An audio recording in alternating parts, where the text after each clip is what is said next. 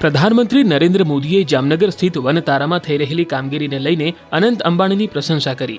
અનંત અંબાણી, જેને પ્રાણીઓનું સૌથી મોટું સેવાલય ગણાવી ચૂક્યા છે, એ વનતારામાં 2000 જેટલી પ્રજાતિના 1.5 લાખથી વધુ પ્રાણીઓને બચાવીને લાવવામાં આવ્યા છે।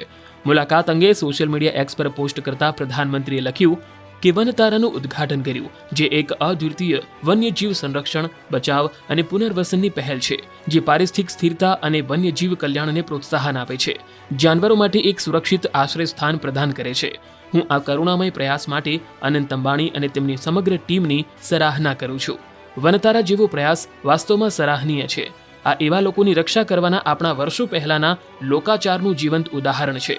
ચાલો આપણે પ્રાણીઓ પ્રત્યે દયાભાવ પર ધ્યાન કેન્દ્રિત કરીએ। અન્ય પોસ્ટમાં તેમણે લખ્યું કે વનતારામાં મેં એક હાથીણી જોઈ જે એસિડ એટેકનો ભોગ બની હતી। આ હાથીની સંપૂર્ણ સાવચેતી સાથે સારવાર કરવામાં આવી રહી છે। ત્યાં કેટલાક અન્ય હાથીઓ પણ હતા। આ હાથીઓને આંધળા કરી દેવામાં આવ્યા હતા અને વિડંબણા એ હતી કે તેમના મહાવતોએ જ તેમને અંધ કરી દીધા હતા। એક અન્ય હાથીને તેજ રફતાર ટ્રકે ટક્કર મારી દીધી હતી। અહીં એક વાત એ છે કે લોકો આટલા ક્રૂર કેવી રીતે હોઈ શકે? આવો આપણે આવી ગેરજવાબદારીઓને નાબૂદ કરીએ અને જાનવરો પ્રત્યે દયા પર ધ્યાન કેન્દ્રિત કરીએ।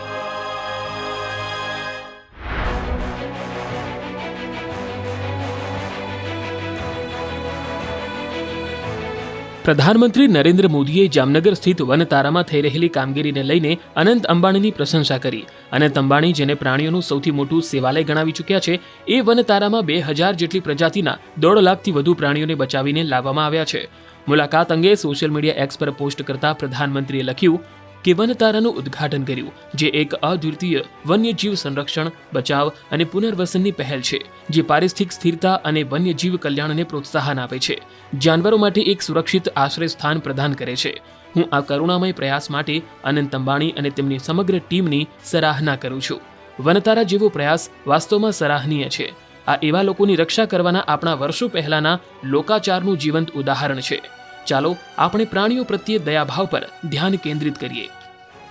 અન્ય પોસ્ટમાં તેમણે લખ્યું કે વનતારામાં મેં એક હાથીણી જોઈ જે એસિડ એટેકનો ભોગ બની હતી।